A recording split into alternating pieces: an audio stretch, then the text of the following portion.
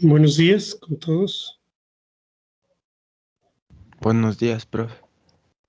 ¿Cómo les ha ido? Antes bien, profe. Todo Qué tranquilo. bueno, qué bueno. Bien, continuemos entonces con la clase de anatomía y histología.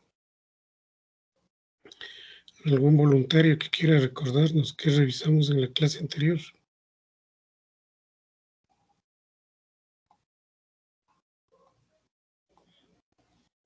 No hay voluntarios.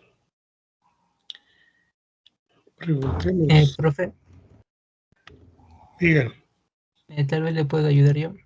claro, ¿cuál es su nombre? Tuapanda John. A ver, le escuchamos, señor John. En la anterior clase acabamos de ver lo que es el sistema endocrino, viendo lo que son las glándulas suprarrenales, lo que es el vaso, y también vimos lo que son una pequeña parte de lo que es el aparato reproductor masculino. Bueno, primero acabamos de ver lo que son las glándulas suprarrenales. Bueno, decíamos que las glándulas suprarrenales están en la parte superior de los riñones. Bueno, decíamos que tenía también es una de forma derecha o de pirámide. Bueno, también decíamos que tenía lo que son tres caras, la anterior, la posterior y la parte de la cara renal. Bueno, lo que es en la parte, en la cara posterior, decíamos que se apoya en el diafragma y que se separa de la duodécima vértebra torácica y de la primera vértebra lumbar. Lo que son en la cara renal, decíamos que está separada de la cara posterior por una arista renodiafragmática. Bueno, también teníamos lo que son los dos bordes, el borde medial y el borde superior. Decíamos que el borde medial es convexo y está cubierto por la parte derecha por la vena cava inferior y en la parte izquierda por el peritoneo posterior de la bolsa omental y por el páncreas. Bueno, en lo que es el borde superior teníamos lo que es el extremo inferior y el extremo superior. El extremo inferior es ancho y está relacionado con el pedículo renal y el extremo superior corresponde al polo superior del riñón y a la undécima costilla a la izquierda, que está relacionada con la vértice del vaso. Bueno, aquí también decíamos que, bueno, estas glándulas tienen el sostén, que es gracias al peritoneo que lo recubre, a los vasos y a los nervios, y también a lo que son las fascias de la fascia renal y la cápsula adiposa, que es la parte del sostén del riñón. Gracias a esto es lo que se Bueno, sostiene también lo que son las glándulas gracias, señor suprarrenales. John. Ya. A ver, preguntemos a la señorita Ingrid Castro. No está. La señorita Antonella Chamorro. Tampoco. La señorita Andrea Chana Luisa.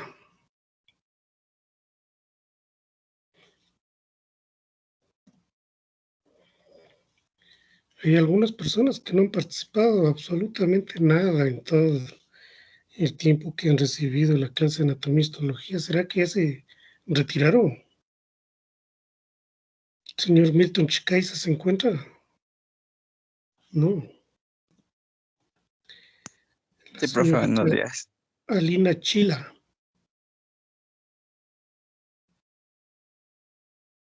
¿No?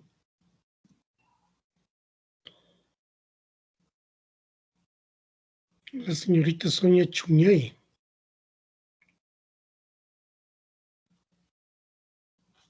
Uy, no están. Qué grave, solo estoy preguntando a los que no han asistido hoy.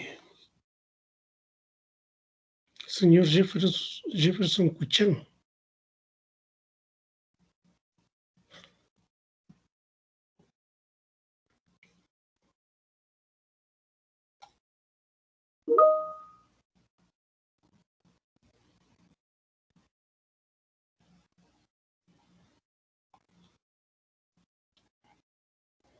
A ver, la señorita Antonella Chamorro dice que sí se encuentra. Recién acaba de entrar, dice.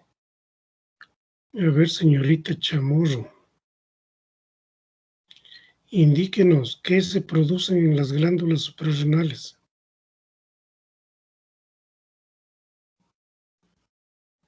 ¿No? Señor Tyron de la Cruz.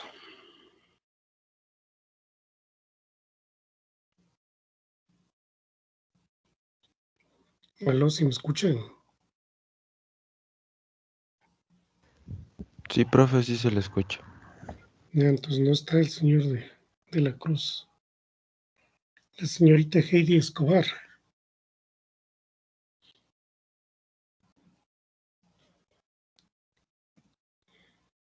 El señor Andrés Fernández.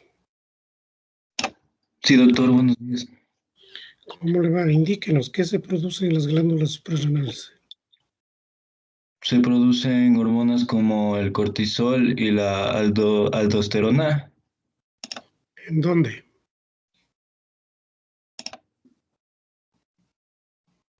En... mm, No, no, difícil. Habíamos indicado de que la corteza suprarrenal tiene 3 capas. La periférica o capa glomerular, que secreta mineralocorticoides como la aldosterona. La capa media o fascicular, que produce glucocorticoides como el cortisol. Y la capa más profunda o tercera capa o capa reticular, que secreta andrógenos. Y a nivel de médula decíamos que se produce la adrenalina. Miren, ya vamos por acabar el semestre y todavía no se ponen a leer la anatomía. Difícil. Está así que puedan defenderse el próximo semestre en fisiología. Porque si no conocen bien la anatomía va a ser muy difícil entender la fisiología. Porque la fisiología solamente es funcionamiento de los elementos anatómicos. Y si no entienden luego la fisiología, peor va a ser que puedan entender la fisiopatología.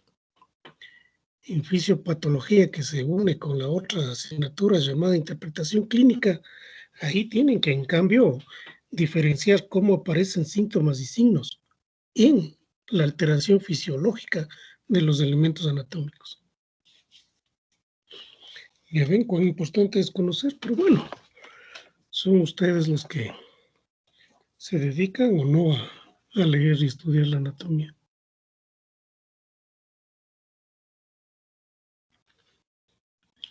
Bueno, continuemos entonces con el aparato reproductor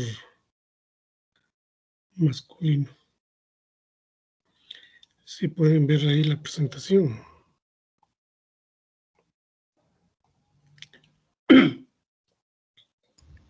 Sí, profe, ya se ve ahí. Bien, entonces avancemos ahora, revisemos vías espermáticas. ¿Qué son las vías espermáticas? Son las vías de excreción del esperma testicular. Se extienden desde los túbulos seminíferos hasta la uretra. Están compuestos por varios segmentos de estas vías espermáticas. Estos segmentos son los túbulos seminíferos rectos, la red de testis o red testicular, los conductillos deferentes, el conducto del epidídimo, el conducto deferente, la vesícula seminal y el conducto eyaculador. Ahí estamos en la diapositiva.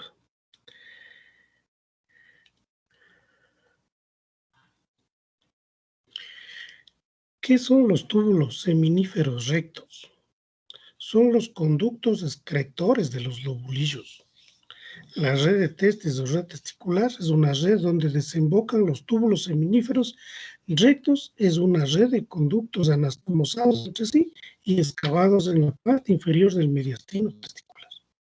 Los conductillos deferentes son finos conductos que unen la red testicular al epidídimo. El epidídimo, en cambio, es un órgano en el cual podemos distinguir 3 partes: cabeza, cuerpo y cola. La cabeza descansa sobre el polo superior del testículo, al que se halla unida por los conductillos deferentes del testículo, por tejido fibrocelular y por la túnica vaginal. El epidídimo mide 5 centímetros de longitud por 10 a 12 milímetros de altura y 1 centímetro de ancho. La hoja visceral de la túnica vaginal recubre la cabeza del epidídimo.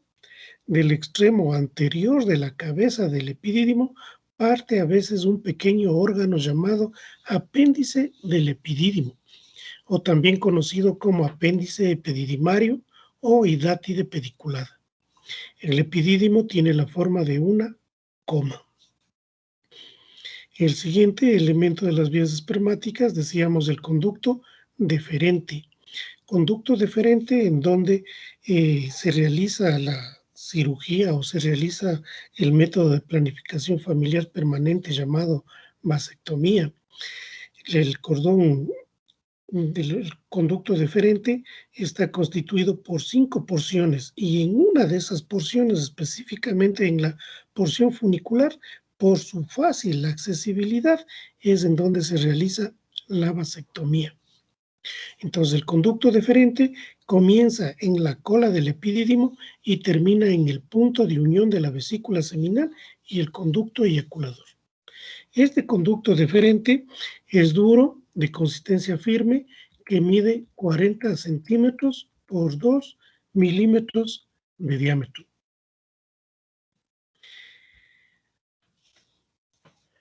Decíamos que en este conducto deferente es en donde se realiza la vasectomía, pero distinguimos 5 porciones. Estas porciones del conducto deferente son la escrotal, la funicular, la inguinal, que se encuentran a nivel del trayecto extrapélvico, y la porción ilíaca y pélvica, que se encuentran en el trayecto pélvico. La porción escrotal es muy flexuosa, discurre medialmente al epidídimo, siguiendo el borde posterior del testículo. Al llegar junto a la cabeza del epidídimo, se hace rectilínea, se acoda y se incorpora al cordón espermático. La segunda porción del conducto deferente decíamos que se llama funicular. Esta porción asciende por delante del cuerpo del pubis hasta el anillo inguinal superficial. Se dispone bajo la piel formando parte del cordón espermático. Puede palparse como un elemento duro presionándolo contra el pubis. Los vasos pudendos externos lo cruzan perpendicularmente y, como está claro, debajo de la piel es fácil realizar la vasectomía, o mejor dicho, es de fácil acceso a este conducto deferente para poder realizar la vasectomía. Vasectomía, que decíamos, es un método de planificación familiar permanente que se lo realiza en el hombre. Algo similar como la ligadura de las trompas de falopio, que se lo realiza en la mujer. ¿Está claro? ¿Aló? Sí, doctor, sí está claro. Sí, ¿Tienen doctor. preguntas?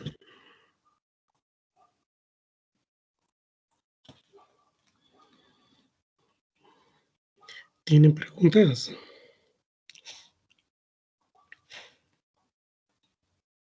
Pregunten, jóvenes.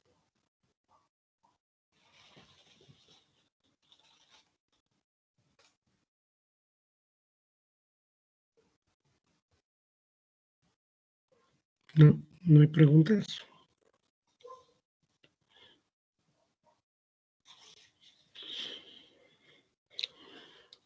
Ni los varones que a un rato se vayan a realizar la vasectomía para ya no tener hijos. No tienen inquietudes. El conducto deferente es un conducto cilíndrico de consistencia firme, miren, resistente a la presión. En su terminación está dilatado en un elemento conocido como la ampolla del conducto deferente, que comienza en la cola del epidídimo, del cual vendría a ser la continuación distal. Su trayecto es primeramente paralelo al epidídimo, se separa de este y se dirige oblicuo de abajo hacia arriba y de atrás hacia adelante, medial al epidídimo. Al llegar a nivel de la extremidad superior del testículo, transcurre verticalmente hacia arriba para alcanzar el anillo superficial del conducto inguinal, al que recorre en toda su extensión, se acoda sobre el anillo inguinal profundo para descender hacia atrás con dirección medial y luego ubicarse por detrás de la vejiga urinaria. Termina muy próximo a la línea mediana, al igual que el conducto deferente de del lado opuesto y de esa manera, claro, decíamos fácil accesibilidad, sitio donde se realiza la vasectomía. La porción inguinal discurre por el interior del conducto inguinal, desde el anillo inguinal superficial al anillo inguinal profundo. En cuanto a los conductos eyaculadores, diríamos que se extienden desde la terminación de los conductos deferentes y el origen de las vesículas seminales hasta la porción prostática de la uretra. Los conductos eyaculadores miden 2.5 centímetros de longitud por 0.5 a 2 milímetros de diámetro, y estos conductos eyaculadores se hallan rodeados por tejido conjuntivo rico en vasos venosos, por lo que se le considera como tejido cavernoso.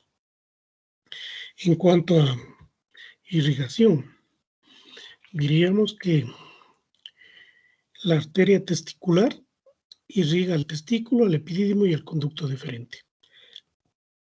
La arteria vesical inferior, la arteria prostática, la arteria rectal media, las ramas vesicular y deferencial de la arteria del conducto deferente irrigan la ampolla del conducto deferente, las vesículas seminales y los conductos eyaculadores. La sangre desoxigenada sale por las venas del conducto deferente, va hacia las venas testiculares o a las venas vesicales. La linfa que se produce en estos elementos anatómicos va a drenarse hacia los ganglios ilíacos externos e internos. Y la funcionalidad está asegurada por ramos nerviosos del plexo hipogástrico inferior a través del plexo deferencial. En cuanto a las vesículas seminales, son dos reservorios membranosos en los cuales se va a acumular el esperma. Las vesículas seminales son órganos alargados, aplanados, en donde se puede distinguir un extremo anteromedial llamado conducto excretor, por el cual se une al conducto deferente. Un extremo posterolateral redondeado denominado fondo y una parte media o cuerpo. Estas vesículas seminales ocupan el espacio infraperitoneal.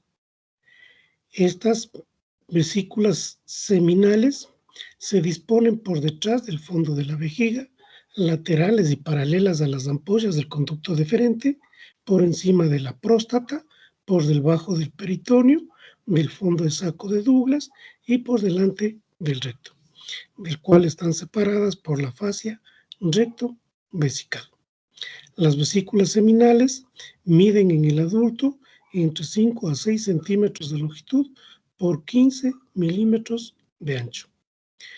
Las vesículas seminales tienen la forma de una pirámide con el fondo hacia arriba. Son un tubo alargado de tejido fibromuscular que al disecar este tubo se elimina el tejido conectivo. La vesícula aparece como un tubo sinuoso de unos 15 centímetros de longitud. Por su extremo inferior se estrecha en el conducto excretor, el cual se une a la terminación del conducto deferente para formar el conducto eyaculador. En cuanto a irrigación de las vesículas seminales, o las células que forman parte de las vesículas seminales estarían recibiendo su oxígeno a través de las arterias vesical inferior, arteria del conducto deferente y de la arteria rectal media. Posterior al metabolismo celular, la sangre desoxigenada sale por las venas, en este caso a través del plexo vesical. La linfa que se produce en las vesículas seminales va a drenarse hacia los ganglios inguinales externos e internos, y la funcionalidad está asegurada por ramos nerviosos del plexo prostático y del plexo vesical. Preguntas, jóvenes.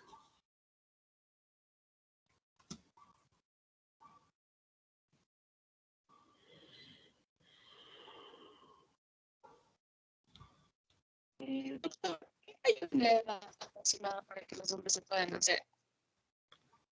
No le escuché la pregunta. ¿Puede repetir?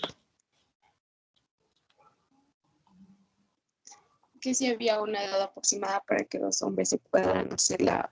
Ah, la edad aproximada. vasectomía. Bueno, no hay una edad así específica para decir pasada esta cierta edad los hombres ya deberían o podrían hacerse la vasectomía.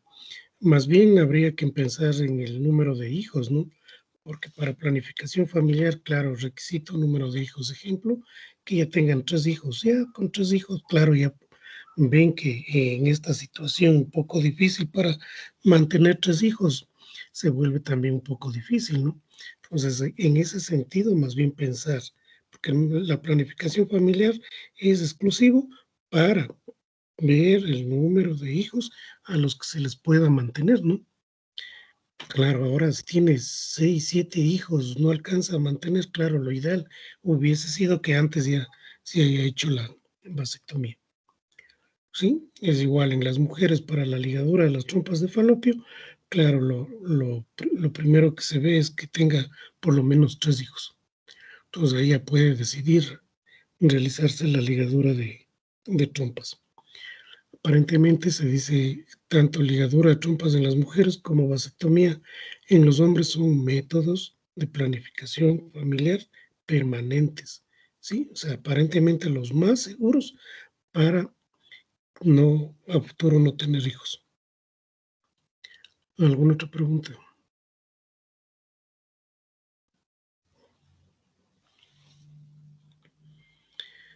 ¿Aló?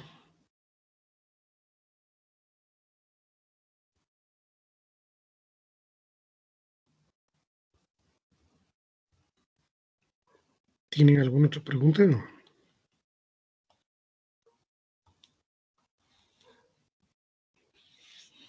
No. Bueno, no hay participación de ustedes. Continuemos. Continuemos entonces con cordón espermático. El cordón espermático es el pedículo del cual están suspendidos el testículo y el epidídimo en el interior de las bolsas escrotales. Se extiende desde el anillo inguinal profundo al borde posterior del testículo. Recorre primero el conducto inguinal y luego por delante del pubis penetra en el escroto, lo que correspondería a la porción escrotal.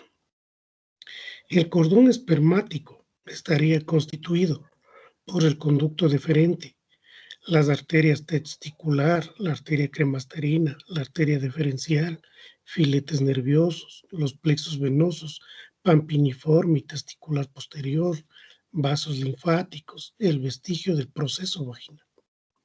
En el interior del cordón pueden existir restos fibrosos del conducto peritoneo vaginal del feto, que corresponde al vestigio del proceso vaginal o también conocido como ligamento de Cloquet. Dentro del aparato reproductor masculino también tenemos que revisar las glándulas, decíamos, glándulas como la próstata. Muy general topamos la próstata cuando revisamos aparato excretor, cuando hablábamos de la uretra. La uretra decíamos que mide 16 centímetros, pero de esos 16 centímetros, los primeros milímetros, 25 a 30 milímetros, corresponderían a la uretra prostática. Entonces diríamos ahora, la próstata rodea la parte inicial de la uretra. La próstata tiene la forma de una castaña o de un cono. La próstata es de color blanquecino, tiene una consistencia firme, mide 25 a 30 milímetros de altura y 25 a 40 milímetros de diámetros anteroposterior y transversal. La próstata se sitúa en la parte inferior del espacio infraperitoneal a nivel del compartimiento prostático, que está constituido por láminas conectivas dependientes de las fascias pélvicas. La próstata se dispone por debajo de la vejiga, por delante del recto, por detrás de la sínfisis del pubis y por encima del diafragma urogenital. La próstata tiene un peso aproximado de 18 gramos. En cuanto a su configuración externa, en la próstata tenemos que describir una cara anterior, corta casi vertical, una cara posterior triangular, ancha arriba y estrecha hacia abajo, dos caras inferolaterales oblicuas, la base de la próstata de forma triangular, formada por los lobulillos superomediales. La base de la próstata está orientada hacia la vejiga, está atravesada por la uretra, rodeada por el esfínter liso. En la parte posterior hay un surco más o menos marcado por donde penetran los conductos eyaculadores y reposan las vesículas seminales. El vértice de la próstata está atravesado por la salida de la uretra y contacta con el diafragma urogenital. La cara posterior es aplanada y con frecuencia puede percibirse un surco medio que la divide en el lóbulo derecho e izquierdo. Esta cara está en relación con el recto. Entonces, miren, esta cara posterior de la próstata que está en relación con el recto nos ayuda para cuando se hace el examen clínico para valorar la próstata, o sea, a través del tacto rectal. Entonces, a través del tacto rectal lo que se trata es de topar las características de la próstata, ver si no está grande, si no está muy crecido. Si estaría muy grande, estaríamos hablando de una hipertrofia, una hiperplasia prostática. Y claro, ahí habría que pedir un eco para, con el eco, medir el tamaño de la próstata. Y además pedir un antígeno prostático que se lo realice en sangre. Y si está muy alto el antígeno prostático, claro, nos confirma la hipertrofia o hiperplasia prostática. Y si está muy alto, claro, nos podría hacer sospechar en que esas células de la próstata estarían un poco alterándose. Las caras. Disculpe, está con la presentación. ¿Por qué no estamos viendo las diapositivas? No están viendo, sí, no les estaba presentando las diapositivas. Pero bueno, en este momento les pongo la presentación.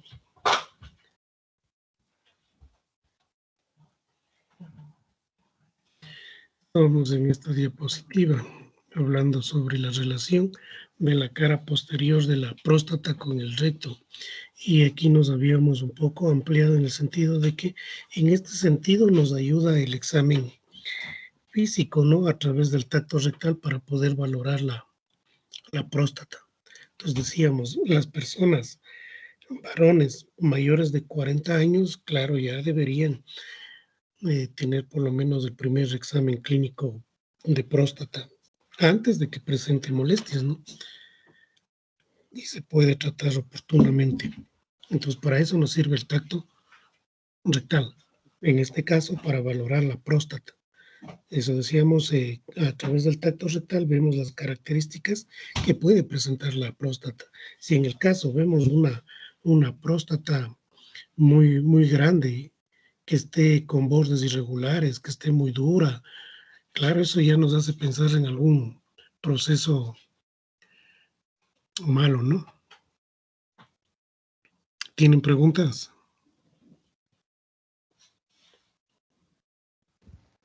Profe, yo tenía una pregunta, pero es sobre una cosa que está en el escroto. Estaba ahorita leyendo un poco algo y me pareció medio curioso. ¿Le podría preguntar eso? Claro, a ver, pregunte para ver de qué se A trata. ver, aquí está hablando sobre un músculo cremaster. ¿Qué función tendría eso, ese músculo? Ya saben que todo lo que son fibras musculares se van a contraer para facilitar los movimientos, ¿no? Entonces, cuando hablábamos del músculo cremaster, decíamos que este músculo está constituido por fibras estriadas, o sea, fibras musculares. Y ustedes saben que para que se contraiga la fibra muscular, tienen que interactuar los miofilamentos de actina y miosina, o miofilamentos finos de actina y miofilamentos gruesos de miosina. Entonces, esa interrelación a través de los ciclos o de las etapas del ciclo de la contracción muscular que ustedes ya conocen, claro, se da la contracción y facilita los movimientos. Esos movimientos, ¿qué van a ayudar? Díganse, si hablamos en este caso de capa o envoltura del testículo, van a ayudar a contraer y a nivel, las fibras que se encuentran a nivel de conductos van a ayudar en los movimientos para seguir empujando la producción, ¿no? En este caso, en los testículos se produce los espermatozoides. Entonces, con estos movimientos que se dan a través de las fibras musculares, va a ayudar a que siga avanzando esa producción en sentido a salir hacia afuera. ¿Alguna otra pregunta? Sí, profe, yo mismo una última pregunta. ¿Cuáles serían las células que se producen en los túbulos seminíferos? Células que se producen en los túbulos seminíferos. Estamos hablando de los túbulos seminíferos rectos, ¿no? ¿Qué podríamos decir ahí? En los túbulos seminíferos rectos hay células secretoras que van a producir sustancias que van a ayudar a formar parte del líquido espermático, o sea, del semen. Porque el líquido seminal o esperma no solo contiene espermatozoides, también tiene otros componentes. Ahora, claro, en ese líquido seminal que decimos en una eyaculación estaría saliendo alrededor de 3 centímetros, estaría eliminando alrededor de 300 millones de espermatozoides, pero solo un hito de ellos alcanza a ingresar al óvulo y ahí la zona pelúcida se cierra y ya no permite el ingreso de más espermatozoides. Pero el óvulo que se produce a nivel del ovario en la mujer es captado por las fimbrias de las trompas de falopio y lo lleva o le viabiliza a que llegue a la porción de la trompa llamada ampolla. Y en esta porción de la trompa llamada ampolla es en donde se une el, el espermatozoide con el óvulo y forma el huevo cigoto. Y de ahí va desarrollándose, ¿no es cierto?, mórula, blastocisto, en fin. Y claro, este producto tiene que, en cambio, a través de la trompa avanzar y llegar al endometrio, vendría a ser la capa interna del útero, porque la pared del útero está constituido por la capa interna llamada endometrio, la capa media llamada miometrio y la capa externa llamada perimetrio. Entonces, ese producto va y se fija en el endometrio y ahí se desarrolla. ¿Sí? Entonces decíamos, el líquido seminal no solo es que tiene espermatozoides, también tiene otras sustancias, ¿no? ¿Alguna otra pregunta?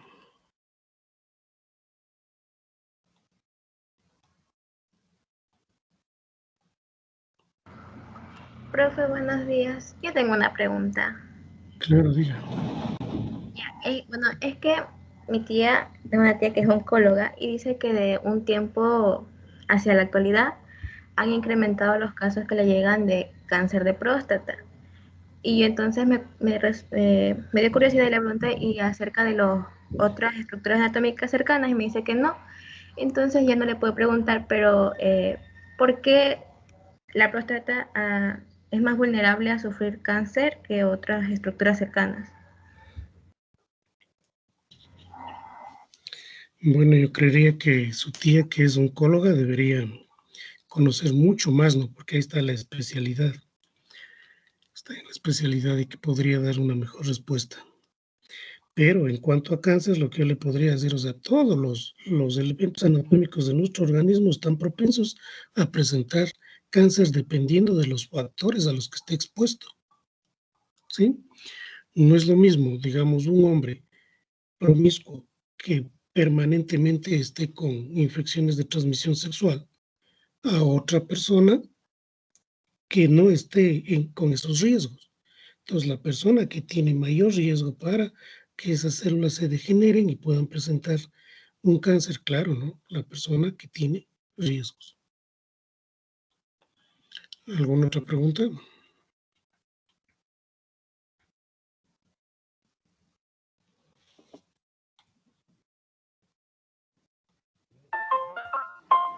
¿Aló?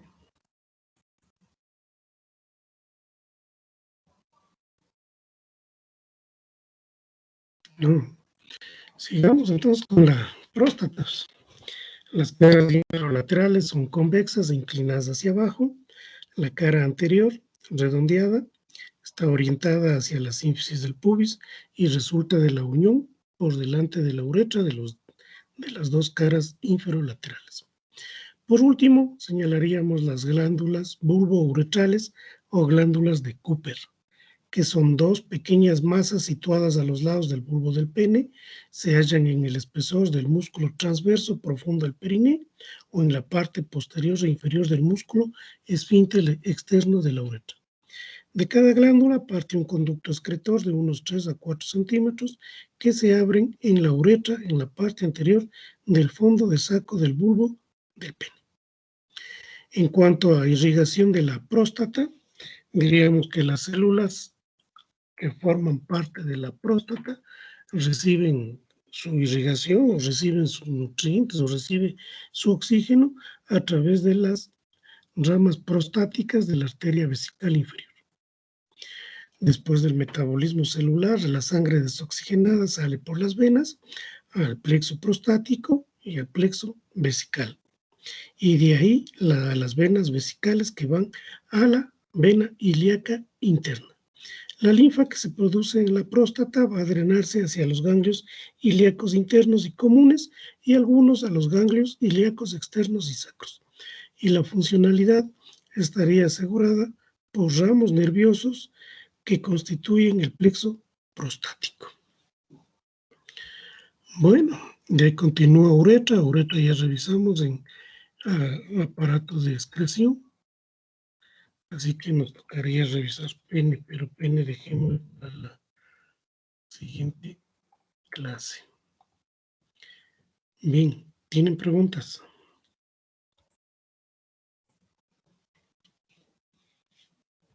Profe, yo tengo una duda. Diga. Es con respecto al examen de próstata. Usted nos había dicho que está como grande, está inflamado, pero en el caso contrario, podría estar muy pequeño o algo así. Claro, ahí llamamos atrofia, ¿no es cierto? Porque dentro de los mecanismos de adaptación celular, que algún rato creo que ya les expliqué, hay ciertos procesos, ¿no? Lo uno, cuando pierde la función, que va a la atrofia, o sea, disminución del número de células y disminución de la función. Pero otro de los mecanismos de adaptación celular viene a ser la hipertrofia, aumento de la función. Otro mecanismo de adaptación celular es la hiperplasia, aumento de células para aumentar más la función. Luego viene el proceso de metaplasia, ¿sí? En donde trata el organismo de cambiar cierto epitelio para mejorar su función. Y sí, claro, si no recibe tratamiento, ahí viene el otro proceso, ¿no? Displasia. Displasia que ya empieza a alterarse la célula. Y si a pesar de eso no recibe tratamiento, miren que para llegar a displasia ya quiere decir que pasó mucho tiempo, varios años, ¿no? Y claro, si no recibe tratamiento puede degenerarse más la célula y llegar a un cáncer. Sí, pero sí, claro, el examen rectal o el tacto rectal ayuda a valorar las características de la próstata para ver si está muy pequeñita o más generalmente es para ver si está grande, más de lo normal y para ver sus características, ¿no? Si está sus bordes muy irregulares, si está muy dura, si es irregular, si es muy leñosa, claro, y eso ya orienta al médico a ciertas patologías. Y decíamos que, claro, solo el examen o tacto rectal no es suficiente, no necesita otros exámenes, un eco, decíamos, un eco prostático que va a ayudar mucho mejor a medirle el tamaño de la próstata. Decíamos un antígeno prostático, dígase, en lo normal está hasta 4, 4.5, pero si ya está el antígeno prostático en 10, ya nos está indicando que está alterado, ¿no? Esa funcionalidad de la próstata. Y si el antígeno prostático está mucho más alto, qué sé yo, 80, 90, 100, claro, ya indirectamente nos dice que esas células están muy, muy alteradas. Entonces, ahí tratamiento, ¿no? Incluso se puede hacer una cirugía para extraer la próstata y de ahí mandar a hacer un estudio histopatológico para ver si esas células estuvieron muy alteradas y llegó al cáncer, ¿no? O antes de eso, hacer solo una punción para extraer una muestra, o sea, a través de una biopsia de la próstata, mandar al histopatólogo para que pueda analizar las características celulares y de esa manera ellos van a dar un diagnóstico más seguro o un diagnóstico definitivo. ¿Alguna otra pregunta? Profe, buenos días. ¿Y cuánto sería como un valor máximo del volumen de la próstata? ¿Cuánto pesa la próstata? Eso quiere decir. Sí, profe. Sí, habíamos indicado de que la próstata tiene un peso aproximado de 18 gramos.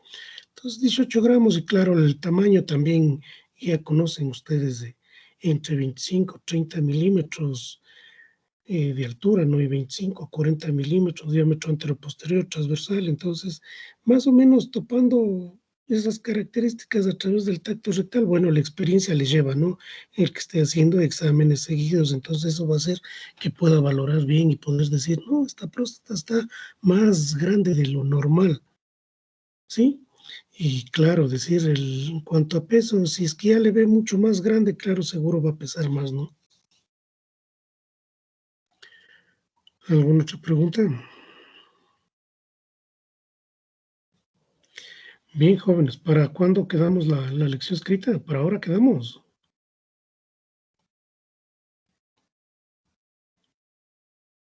No, doctor, quedamos Para el para el viernes. otro viernes. Para el próximo viernes. Listo, entonces el próximo viernes la Para el lección viernes 3. escrita y este viernes quedamos la tarea. Bueno, Profe, disculpe. diga. Con respecto a los que tenemos que irnos a vacunar el viernes. El viernes tienen vacuna. Sí, Y profe, tienen, el viernes es la vacuna para toda la para toda la carrera de bioquímica y farmacia. listo, creo que tienen autorización por la vicerrectora, ¿no? Ujú. Claro, si hay autorización, no habría clases. Me imagino, claro, suspendieron las clases. A ver, veamos. Veamos qué dice el escrito.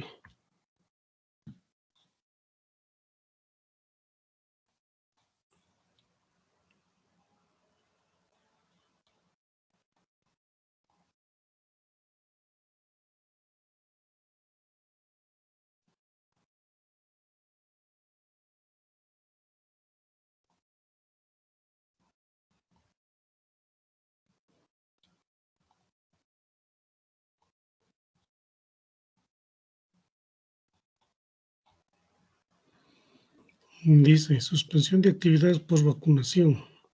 Para su conocimiento y fines pertinentes, me permito adjuntar el oficio número tal, suscrito por la doctora María Augusta Espín Esteves, vicerrectora académica y de posgrado, relacionada con la suspensión de actividades académicas en las fechas y horas en las que los estudiantes han sido convocados a recibir la segunda dosis de la vacuna.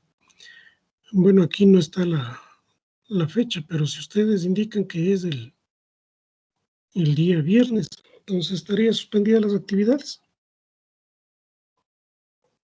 Sí, pero eso no quiere decir que ese día deban subir las tareas. Ese día tienen que subir las tareas. Doctor, Sí, solo las clases se suspenden. la prueba. La prueba sería el próximo viernes. Gracias, doctor. Sí, nuevamente, repito, la tarea que habíamos ya indicado de endocrino, tejido muscular y nervioso sería para este viernes. Y la prueba escrita sería para el próximo viernes. Este día viernes no habría clase porque tienen que ustedes asistir a vacunarse. ¿Sí? ¿Está claro?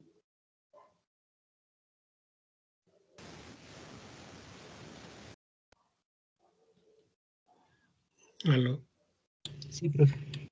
Sí, profe. Sí, doctor. ¿Tienen alguna pregunta, alguna otra inquietud?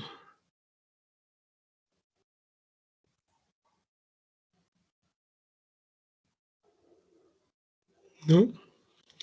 Con las exposiciones ya están listos como para poder empezar hoy. profe, quedamos que era para el viernes, pero... Doctor, Entonces, el viernes no va a haber, así que nos quedaría para la próxima semana. Claro. Diga, señorita, iba a preguntar. doc- Diga. doctor, una duda. Lo que pasa es que en el grupo está hablando y queríamos saber si por favor nos puede ayudar para poder entregar el día lunes la tarea. Claro, para este viernes está que deben entregar la tarea. Para el día lunes, doctor, ¿sería posible? Si nos podría ayudar, por favor, si el lunes. A ver, revisemos el aula virtual.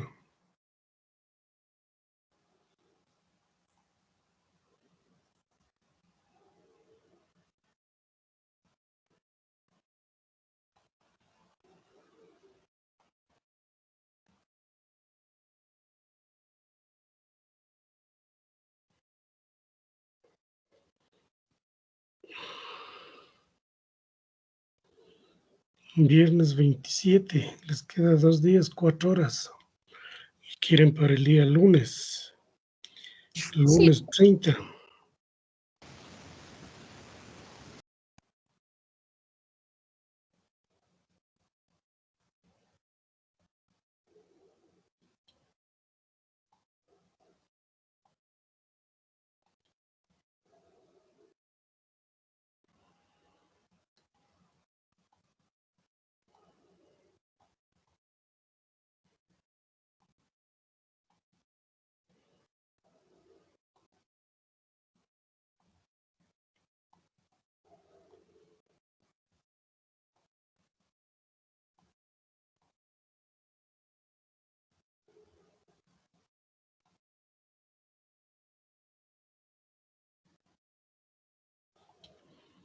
Listo. Estaría para el lunes 30 hasta las 8 de la mañana. Muchas gracias, doctor. Muchas gracias.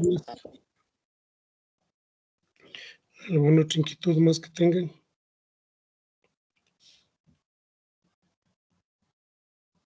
Sí, doctor, ¿de qué temas nomás va a ser la prueba? La prueba ya habíamos indicado de que va endocrino, va tejido muscular y va tejido nervioso. ¿Sí? Muchas gracias, doctor. Que serían dos lecciones o 2 pruebas escritas que tendrían en el semestre.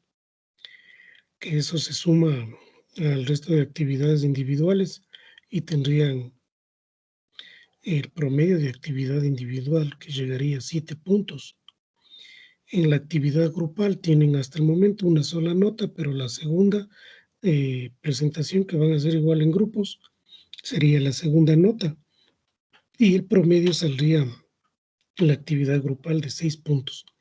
Y el examen, que sería volver a estudiar todo lo que se ha recibido en el semestre, correspondería a los 7 puntos restantes y alcanzarían a 20, y de ellos 13.5 es lo mínimo que deberían reunir para poder aprobar la asignatura. ¿Sí? ¿Estamos de acuerdo?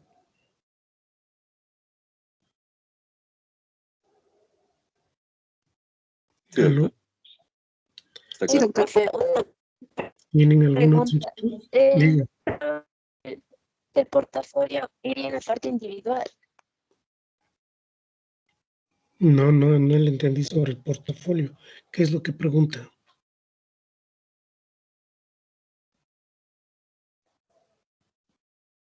Profe, los deberes, los portafolios que hemos presentado, esas notas, ¿en qué parte va? En la parte Va individual, en las en la notas individuales. individual, claro. Lo que es todo lo que es tareas, parte del portafolio y lo que es lecciones escritas, al final terminan dando el valor de nota individual sobre 7 puntos.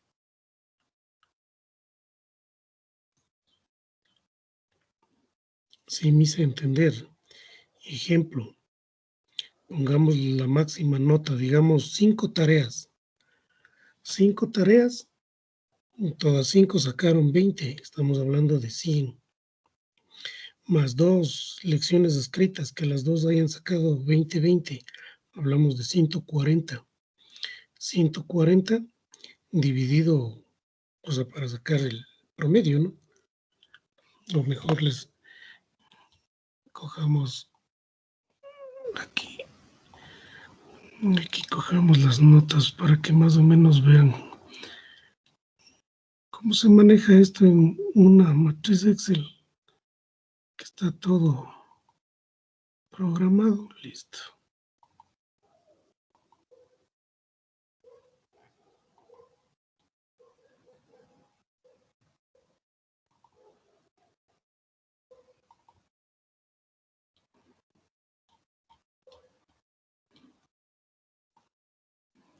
Sí pueden ver ahí, ¿no es cierto? Entonces tenemos nota grupal, todo lo que es tareas y pruebas, que sería la nota individual y el examen. Entonces ahí tenemos 6 puntos, actividad grupal, 7 puntos, actividad individual y 7 puntos, examen. Sí. Entonces de esa manera aprueban o se quedan. Pero decíamos que lo mínimo que necesitan, la suma total es 13.5. Porque de ahí el sistema creo le sube automáticamente a 14. Con lo que aprueban la asignatura. ¿Estamos? Profe, disculpe. Y con respecto a las participaciones que nos había dicho al principio. Las participaciones también van dentro de la nota individual. Ustedes ahí en la matriz que yo les indiqué solamente están las notas de las tareas y a una vez que yo saque el promedio de la participación, porque la nota de participación va una sola. Claro que durante el semestre hay algunas participaciones, ¿no? De las cuales mínimo deberían tener 5 participaciones. Y de las 5 se saca el promedio y esa nota paso. Ejemplo, de las 5 participaciones sacaron o participaron las 5, lógico, ¿no? Tienen 100 dividido para 5, 20, va, 20 es otra nota de participación, pero eso va a la nota individual, que se hará promedio con las tareas y con las pruebas. ¿Sí? Pero claro, hay algunas personas que en participación de las 5 tienen 0, no han participado. Y verán que en algunos casos facilito, solo elabore una pregunta. En otros casos les he preguntado. En otros casos han participado ustedes cuando se les dice algún voluntario que quiera recordarnos que revisamos en la clase anterior. Mire, es participación. Claro. Pero al final, todos deben tener 5 participaciones. De esas 5 participaciones saco el promedio y esa nota paso a la matriz y de ahí a la nota total que va, se sube al sistema, ya solamente va las 3 notas, ¿no? Promedio de grupal, promedio de individual y el examen. ¿Sí? ¿Estamos de acuerdo? Sí, Doc, gracias. ¿Tienen alguna otra inquietud, alguna otra pregunta?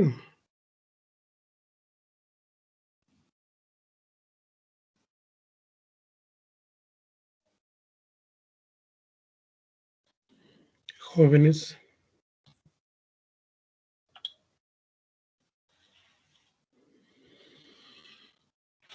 Bueno, la próxima clase vendría a ser el próximo miércoles. Entonces ahí ya terminaríamos de revisar el aparato reproductor masculino, porque ya solo nos falta revisar lo que es pene, y ahí pasaríamos a revisar ya el reproductor femenino. Terminamos reproductor femenino y ya nos quedaría solo sistema nervioso. Y con eso terminaríamos el semestre y estarían listos ya para dar el examen semestral. O sea, ahí se jugarían ya los 7 puntos restantes.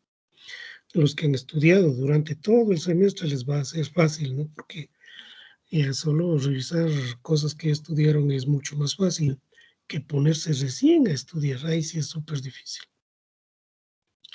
Claro, mientras más veces lea, mucho mejor para prepararse y dar el examen. ¿De acuerdo, jóvenes?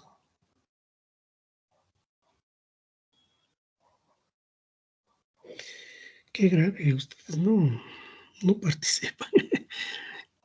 A ratos presiento que estoy hablando solito con la pantalla y creería que al otro lado solo encendía.